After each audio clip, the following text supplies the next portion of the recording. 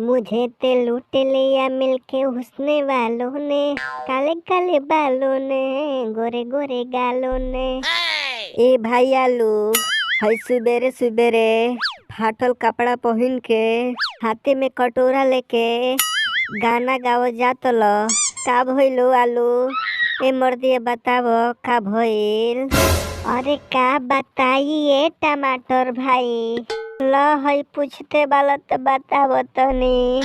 एगो हमार माल रहली ह, अरे ओकरे चक्कर में हम बर्बाद हो गईनी हो, करोड़पति से रोड़पति हो गईनी हो। क्या बताइए टमाटर भाई?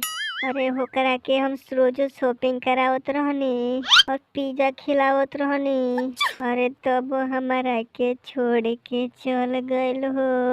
अब नहीं जिंदा रह पाए में टमाटर भाई, तू ही बताव हम क्या करी? ए आलू भाई, तहार स्टोरी सुन के हमरो मलिया के याद आ गइल हो। हमरो के छोड़ के चल गए रहुए यही तरह हमू भिखारी बन के घूमनी।